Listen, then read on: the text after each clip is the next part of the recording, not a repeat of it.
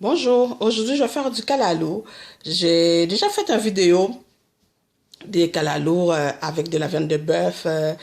J'avais fait toutes les étapes du début à la fin. Vous pouvez aller voir la vidéo.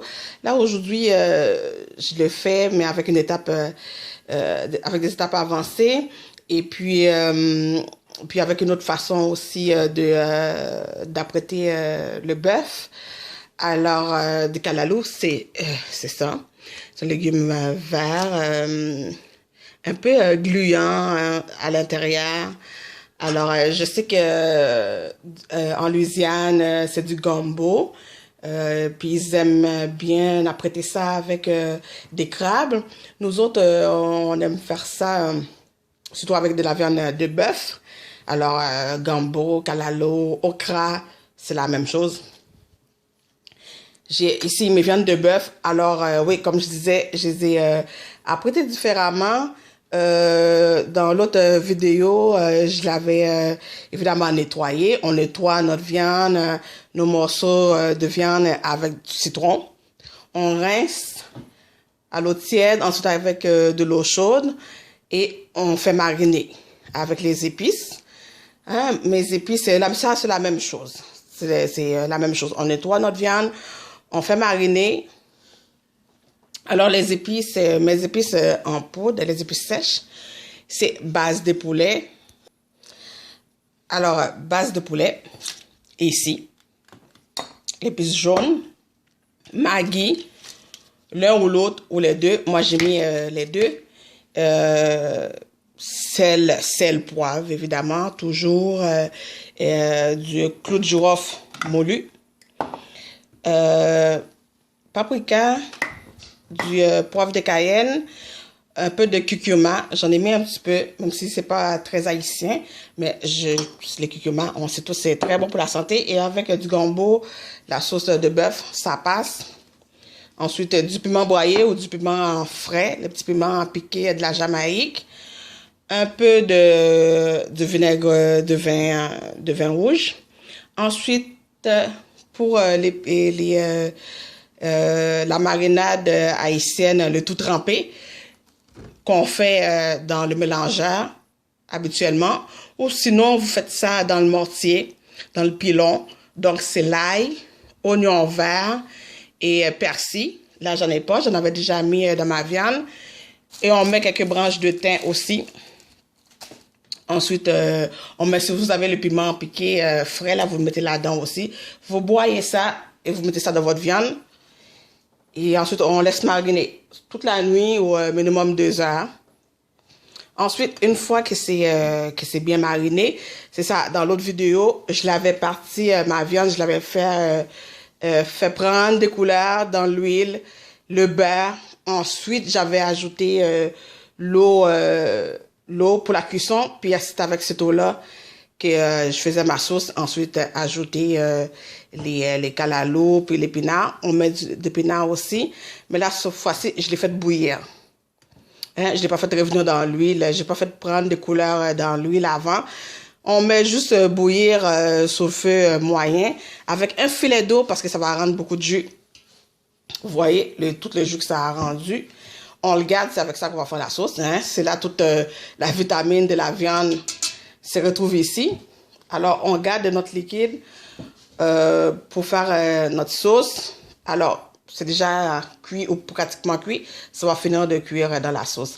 Pour la sauce, on a besoin de l'huile, évidemment. Ici, j'ai l'huile de sésame vierge, un peu de pâte de tomate, oignon, un gros oignon blanc et du poivron. Et puis, j'ai du poivron rouge, poivron vert, une demi de chaque. Et puis, des épinards, puis le kalalou. Fait que c'est ça. La différence, l'autre vidéo, j'avais fait prendre des couleurs ma viande. Une fois marinée, dans l'huile, j'avais tout ajouté ma pâte de tomate, ajouté mon eau de cuisson, le faire bouillir, cuire la viande, puis réduire tout doucement. Puis ça fait aussi en même temps la sauce. Puis ensuite, on ajoute comment on dit ça, l'oignon, le poivron, le kalalou, l'épinard. Cette fois-ci, après le nettoyage, après après que la viande a été marinée, je l'ai fait bouillir. Et puis là, j'ai enlevé l'eau des cuissons. Ensuite, là, on va le mettre dans l'huile. Alors, dans le même marmite que ma viande a bouilli, on le garde, on fait juste séparer la viande de l'eau de cuisson. On prend le même marmite, pas besoin de nettoyer parce qu'il y a le sucre de cuisson de la viande. On ajoute un peu d'huile de sésame, un peu de beurre et 2 cuillères à soupe de pâte de tomate.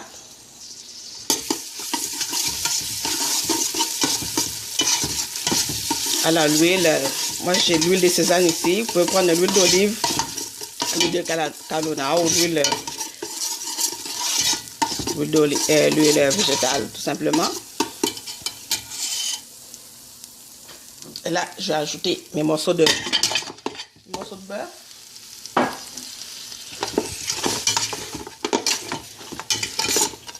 J'ai pas mis beaucoup d'huile parce qu'il y a quand même des petits morceaux de gras dans la viande. Les morceaux de bœuf avec l'os. On sait que ça donne beaucoup de goût. Sinon, vous pouvez prendre des morceaux de bœuf à mijoter là, sans l'os. Fait qu'on fait revenir le morceau de bœuf dans l'huile, le pâte de tomate et le beurre. Alors, on fait prendre un peu de couleur à la viande. On remue quelques 2-3 minutes là, vraiment dans la pâte de tomate.